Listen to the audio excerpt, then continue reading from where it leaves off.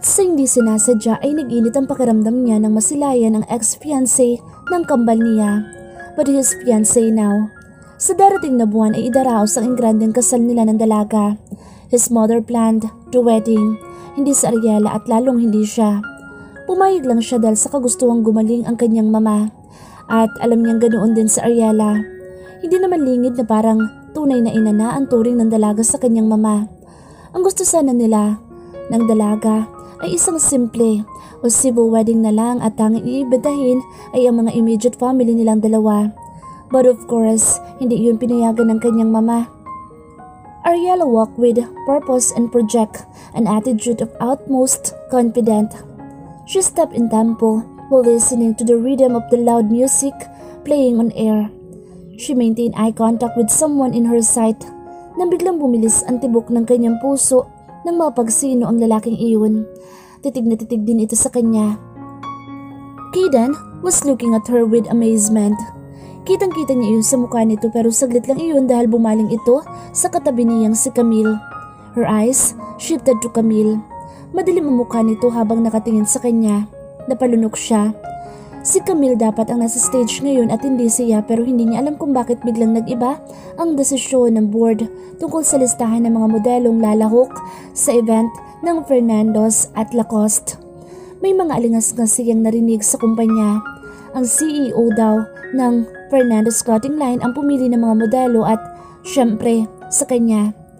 Kayden picked her for this event instead of Camille.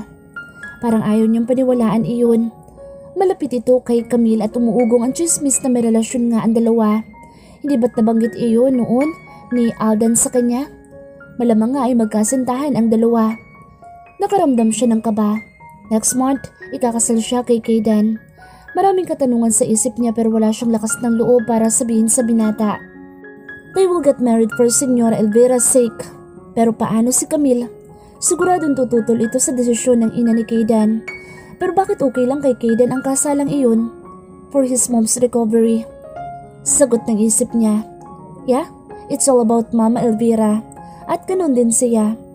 Pumayag siya sa kasal na iyon para sa matandang babae na napalapit na sa kanyang puso. Pero hindi mayaalis sa isip niya maaring kahantungan ng lahat kapag nalaman ng senyora na hindi na talaga siya nagdadalang tao sa anak ni Alden. Malamang kamumuhian siya nito. Sa isipin iyon ay hindi pa man nangyayari, nalulungkot na siya. Ngunit isinantabi muna niya ang mga bagay na iyon sa isipan.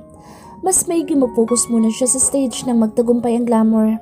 Kailangan ipakita at patunayan niya sa taong pumili sa kanya para sa modeling event na iyon na hindi ito nagkamali sa pagpili sa kanya.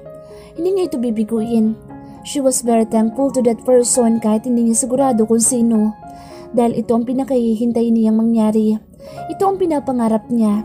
At kung magtagumpay ang event na ito, malamang ito ang magiging pinto para sa pangarap niyang maging international model. Hindi iyon malabo mangyari dahil siguradong maraming mag-aalok sa kanya ng trabaho sa fashion world at yun ang gusto niyang mangyari. This event might be a door to her dreams. Matagumpay na natapos ang fashion show at halos lahat ng mga dumalong businessmen ay pinupuri ang product ng Fernando's Clothing Line at Lacoste Cosmetics. At tulad ng purpose ng event na isinagawa, tagumpay ang naging bunga. Lahat ng prospect big-time businessmen ng board of directors ng Fernando's ay nag-invest ang mga ito at nag-alok ng partnership sa kumpanya. Kayden was very happy for company's success. Hindi nga siya nagkamali ng mga modelong pinili para sa fashion show na iyon at hindi siya nabigo kay Ariela.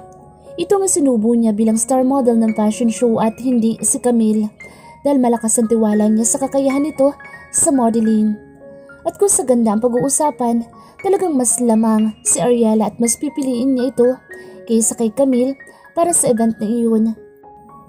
Isang buwan ang lumipas mula nang makalabas ng ospital si Señora Elvira ay dinaos ang marangyang kasal ni Kayden at Ariela. Elvira did not agree to them when they suggested to quietly tie the knot among a small group of family and friends. Mas makabubuti daw na malaman ng lahat na ikinasal silang dalawa nang hindi magkaroon ng alingas-ngas kung sakaling manganak na si Ariela. She almost shocked with the idea of giving birth to Edelmundo's grandchild. Pero paano niya sasabihin sa senyora na hindi iyon mangyayari kasi hindi naman siya buntis? Kahit wala na sila ni Alden bago ito nasangkot sa aksidente, hindi pa din niya maitatatwa ang kurot ng konsensya. Hindi pa rin maiaalis sa isip niya kung gaano nasaktan si Alden nang umurong siya sa kasal at makipaghiwalay siya dito.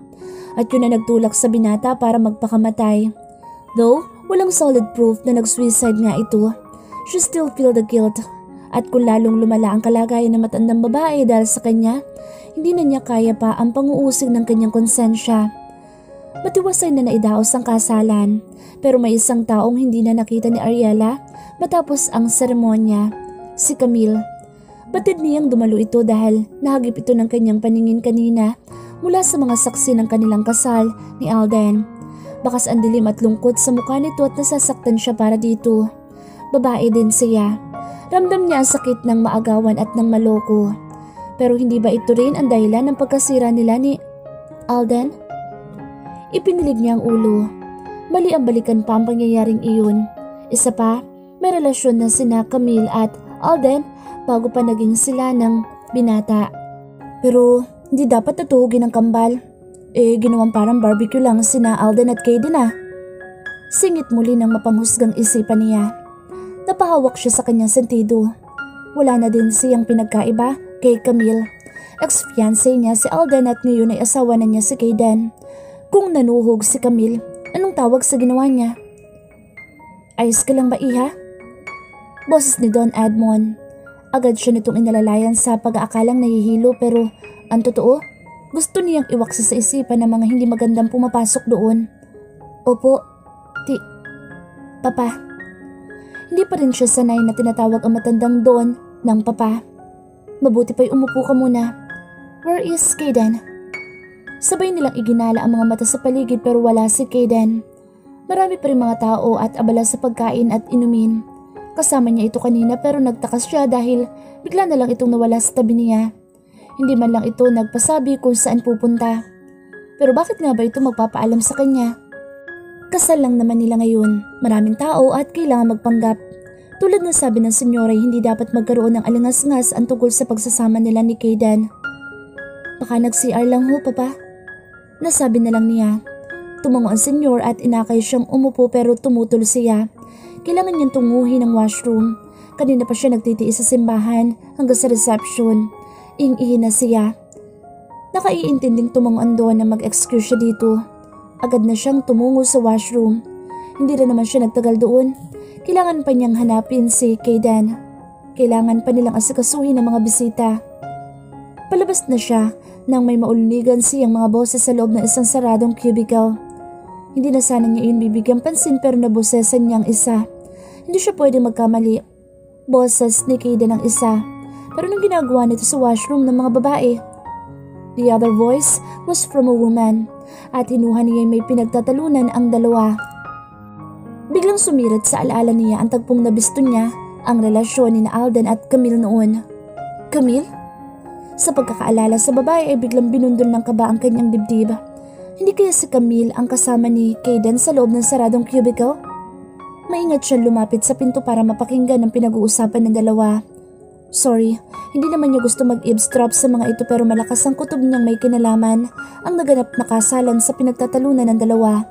And she was right when she heard Camille's voice. Pagsasisihan mong pagpapakasal mo kay Ariela, Kaden. Bakas ang galit sa tinig nito. Aatras sana siya at aalis na nang biglang bumukas ang saradong cubicle. Pasensya na. Kasi, are you eavesdropping? Kaden in his dark face. Huh? Did you hear us? Well, good. Mapang-uyam nang umiti si Camille. Napayuko siya. Hindi niya matagpuan ang sariling boses. Remember this. Walang permanente sa mundo. Lalo na kung hindi mo talaga pag-aari. Well, best wishes. Makahulugan siya nitong tiningnan sa muka bago siya nilagpasan at lumabas ng washroom. Tatalikod na sana siya nang hatakin siya ni Kaden sa isang braso. Napilitan siyang humarap dito. What did you hear? Tiimbagang nitong tanong. Umiling siya. Wala. Bigla siyang nakaramdam ng takot dito. Camille has nothing to do with us. Kayden, you can stay here with us. Hindi niyo naman kailangan pang bumukod ni Ariella. Ma, nag-aalala ba kayo na baka hindi ko kayang alagaan si Ariella? At tinapunan muna siya ng tingin ni Kayden. Ang baby? Napayuko si Ariella at nagkunwang abala sa pagkain. Pero ang totoo ay nasa mag-inang nagtatalo ang buong atensyon niya. Ipinaalam ni Kayden sa mga magulang ang plano nilang bumukod ng tahanan pagkatapos ng kasal. Pero ayaw pumayag ng Donya. Batid niyang tututulan ng matanda ang bagay na iyon. Pero sa maikling panahon na nakilala niya si Kayden, alam niyang hindi ito papayag sa gusto ng ina. Hindi matitibag ang desisyon nito kahit magpumilit ang Donya. Pagkatapos ng kasal, sa penthouse ko na tayo titira. Naalala niyang pag-uusap nila ni Kayden, gabi bago ang kanilang kasal.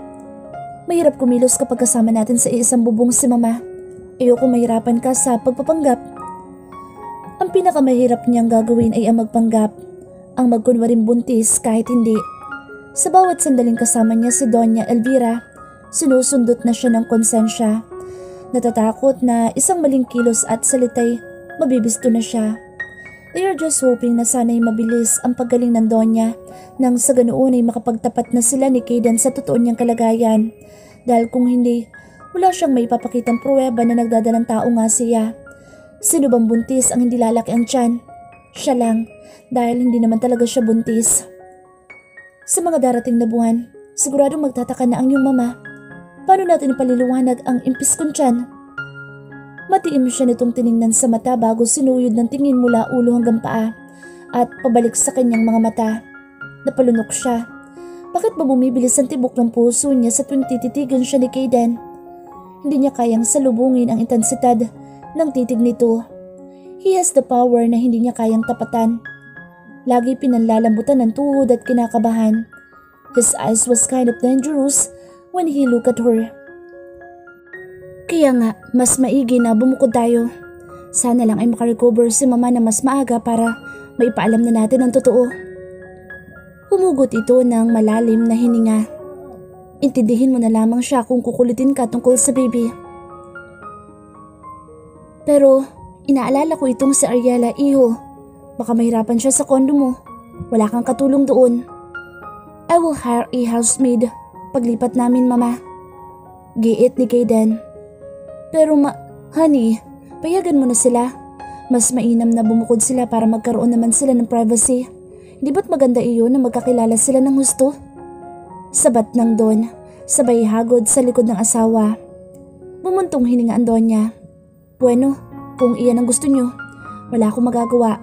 Pero promise me na lagi nyo akong bibisitahin dito. Kung magaling na sana ako na ang bibisita sa inyo. At last ay sumuko din ang matandang Donya. Nakahinga ng maluwag si Ariella. Hindi na niya kailangan tipirin ang kilos at lagi maghabi ng kasinungalingan kung sakali. Don't worry, Ma. Every weekend, dirito kami na Ella. Fine. Pero ipangako mo sa aking alagaan mo si Ariella, Kayden. Hindi ako mapapanatag sa pagbubukod ninyo. Paano kung, Mama, I promise, I'll take good care of her and your grandchild. Walang mangyayaring hindi maganda sa kanila hanggang kasama nila ako. Kayden's intent gaze was on her while saying those words. I know, you'll be a good uncle to your twins child at magiging mabuti kang asawa kay Ariella, iho. Nandito lang kami ng mama nyo. Ano, Senyor Edmond? Batid niyang nasabi lang iyon ng matandang lalaki nang mapanatag ang Donya. Hindi lingid sa senyor ang totoo niyang kalagayan pero pumayag din itong magkunwari para sa asawa nito. I will be a great father and good husband, Papa. Kaya wala kayong dapat ipangamba. I will take good care of them from now on. May diin ang pagbigkas nito ng father and husband. Nalunok niya nang wala sa oras ang inunguyang kanin dahil sa sinabi ni Kayden. Tumigil siya sa paghinga ng matantong titig na titig ito sa kanya. Aasahan ko iyan, iho. Alam ko kung paano minahal at inalagaan ni Alden si Ariella. He loved her more than anything else. Kaya sana'y huwag mo siyang sasaktan. Hindi nakaligtas ang pagtiimbagang ni Kayden.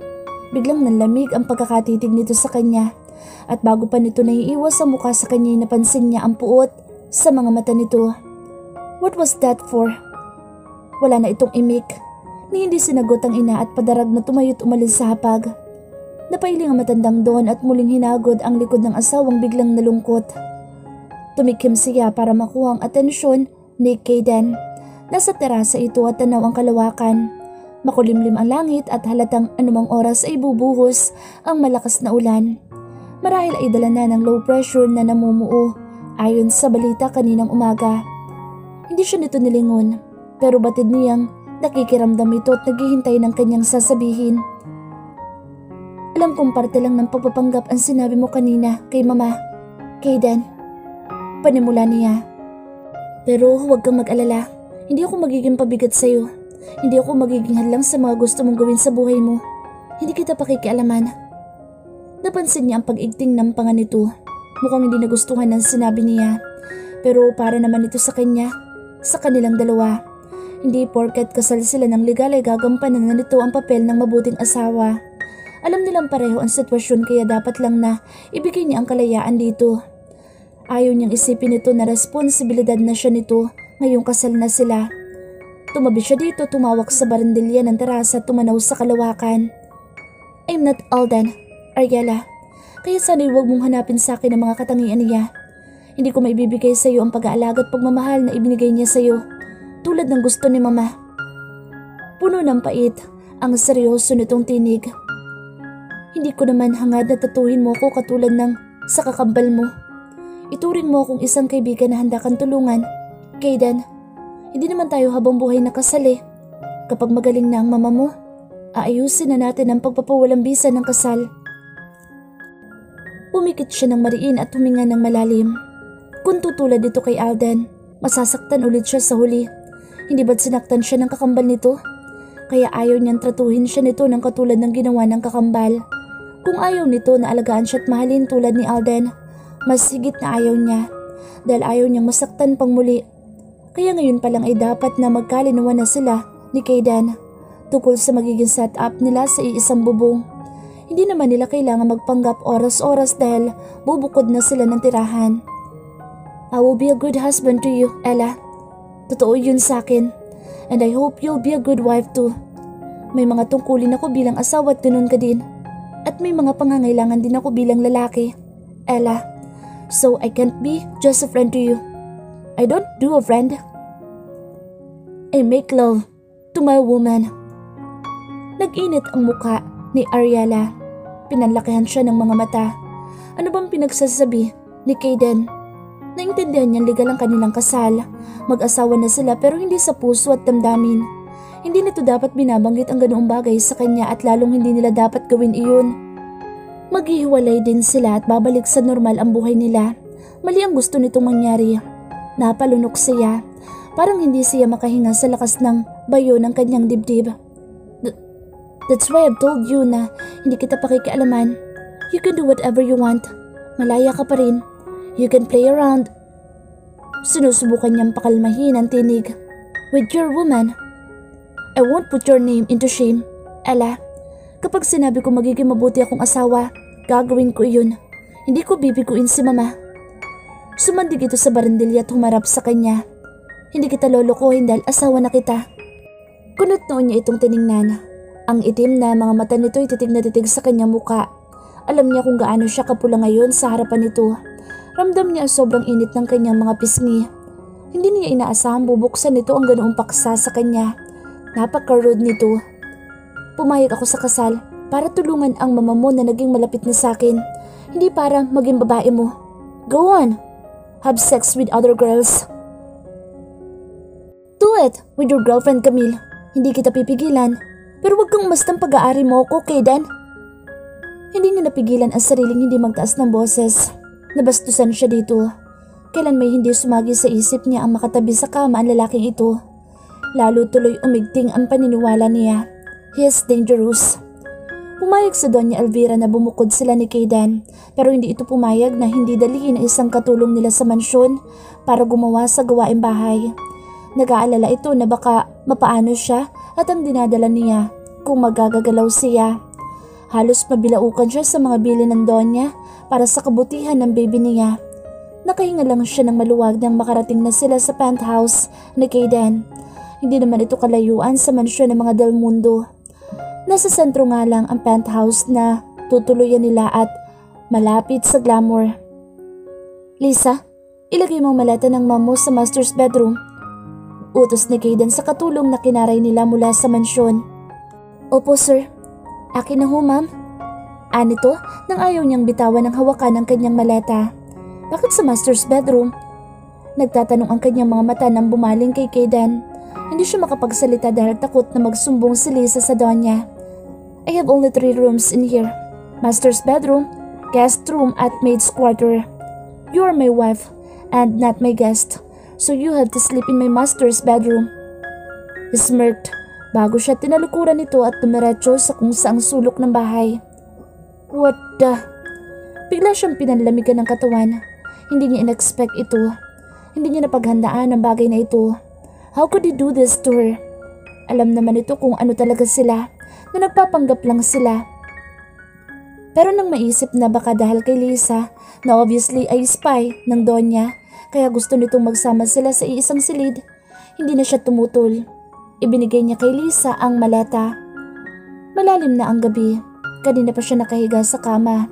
Malaki iyon, a king size bed. Pero hindi pa rin pumapasok si Kayden. Nasaan na kaya yun? Naisip niya tuloy na baka ayaw talaga nitong matulog sila sa iisang silid pero napasubo lang dahil sa katulong. Baka takot na malaman ng donya kung maghiwalay sila ng silid tulugan. Tingin niya, mas mainam na ibalik sa mansyon si Lisa at kumuha na lang sila ng bagong kasambahay nang hindi na sila nagpapanggap ngayong nakabukod na sila. Kakausapin niya si Kayden tungkol sa bagay na iyon. Napapitlag siya nang biglang mag-ring ang kanyang cellphone. Agad niyang sinagot nang makita ang pangalan ni Rose sa screen. Kumusta ang newlywed? Nangaasaran tono nito. Ito, alone. Hindi ka patulog dyan? Malamang, tumawag pa eh. Pero bakit mag-isa ka? Nasaan ang asawa mong gwapo? Hindi ko alam. Hindi pa pumapasok dito sa kwarto eh. She answered, looking at the shut door. Kwarto? You mean, you're sleeping together? Pero akala ko ba'y... Nagpapanggap lang naman talaga kami, Rose. Pero hindi ko in-expect na matutulog kami sa iisang silid, no? Pangalawang gabi na ito mula nung ikasal kayo. Paano yung unang gabi? Puno ng mali siyang tinig ng mahaderang kaibigan. Anong paano? Di natulog ako ng mahimbing sa mansyon ng mga Del Mundo. Namin ika mo. Del Mundo ka na kaya? Pero magkahiwalay kayo ng kwarto? Natigilan siya. Nung isang gabi, lumabas si Kayden. Hindi nga niya alam kung saan ito natulog. Sa kwarto nito siya natulog pero kinaumagahan, walang bakas na tinabihan siya nito. Hello? Mrs.? Nandyan ka pa? Hindi kami nagtabi. Hindi ko alam kung saan siya natulog. Naku, sayang naman. Sa gwapo at hot ni Sir Kayden, siguradong wasak ka sa unang gabi pa lang. Rose! Saway niya sa kaibigan. Mahalay talagang mag-isip ang isang ito. O bakit? Diyos ko, Ariela, kasal na kayo? Natural na may mangyari. Kahit nagpapanggap lang kayo, legal kayo mag-asawa at lalaki yun. Nailayo niya ng bahagi ang cellphone sa tenga dahil sa lakas ng boses na Rose. Hindi ko gagawin iyon, Rose. Hindi. Maghihiwalay kami na buo pa ako at malinis. Na ni isang halik, hindi siya makakapunto sa akin. Nilakasan din niya ang boses para magantihan ang kaibigan. Habang sinasabi iyon, ay saktong bumukas ang pinto. Halos mapatalon siya sa kama. Nalaglag pa ang cellphone niya sa kama. Kunot nung tumingin sa kanya si Kayden. Parang nagtatanong kung sino kausap niya. Si Rose lang ang kausap ko. Pasensya ka na. Napalakas yata ako ng boses. She bit her lower lip nang wala itong sagot. Hinagod lang siya ng tingin bago dumiretso sa loob ng banyo. Rose, walang nangyari. Huwag ka nga makulit. Napipikang saway niya sa kaibigan na nagpipilit para umamin siya. Ano naman ang aaminin niya dito? Totoo namang walang nangyari sa kanila ni Kayden. Walang nangyaring honeymoon dahil napuspon ito sa susunod na buwan. Marami daw itong aasikasuhin sa opisina dahil sa pagbubukas ng ilang branches sa iba't ibang lalawigan ng bansa. At sa susunod na buwan ay mag-export na ng mga Fernandez and Lacoste products sa France at ilan pa mga bansa. Pero kahit nilipat pa ang petsa ng kanilang honeymoon sa Italy, ay hindi magkakatotoo ang maruming iniisip ni Rose. Alam nilang pareho ni Kayden ang limitasyon ng kanilang pagpapanggap bilang mag-asawa. No, siya nga lang pala. Sabi nga nito sa kanya noon, may pangangailangan din ito bilang lalaki at asawa nito siya kaya marapat lang na ibigay niya. Sa totoo lang, hindi naman na kailangan ng honeymoon dahil pareho naman nilang ayaw iyo ni Kayden. Pero sabi ni Doña Elvira, para daw mas makilala nilang isa't isa at na makapag-relax daw ang katawan niya, dahil sa susunod daw na mga buwan ay mahihirapan na siyang lumabas-labas. Sabi pa ng Doña, hindi naman daw ibig sabihin ay pilitan na nilang gawin ni Kayden ang bagay na ginagawa ng mag-asawa. She knew what happened between them kaya ang gusto nito ay magkalapit lang sila ng loob at makilalang mabuti ang isa't isa. Ngunit ganoon man ang sabi ng Doña, hindi pa rin maalis ang kaba niya sa dibdib. She don't trust Kayden sa bagay na iyon. Tama ito nang sabihin sa kanyang lalaki ito at may pangangailangan. Kailangan ito ng sex life. Pero kung gaanong hindi niya kayang pagkatiwalaan si Kayden, mas hindi niya kayang pagkatiwalaan ang sarili niya. May banyagang damdaming hindi niya kayang pangalanan sa tuwing nagkakalapit sila. Nakakaramdam siya ng panghihina sa tuwing nandyan si Kayden. Yung tipo na matutunaw siya kapag nagtangkang hawakan siya nito. Good thing is, he never tried to. Parang umiiwas ito sa kanya simula nang makasal sila. Sa sahig, nga ito natutulog. Oo at ayaw niyang sa isang silid sila matulog pero wala naman ng ibang choice dahil kasama nila sa bahay ang espiya ng Doña. Pwede naman silang maging magkaibigan at nang makakilos sila ng normal sa iisang bubong. Pero naisip niya, mabuti na rin iyon dahil baka lalo siyang hindi makatulog kung sa iisang kama pa sila mahihiga. Ang hina naman pala ng asawa mo, Ariela. Sa ganda mong yan, hindi man lang natukso sa'yo. Nakangusong si Rose na tulad niya ay kumakain din ng popcorn. Binisita siya nito at nagdala ng DVD. Yun ang kasalukuyang pinapanood nilang dalawa pero wala naman doon ang atensyon ni Rose kung hindi sa kanya, sa kanilang estado ni Kayden.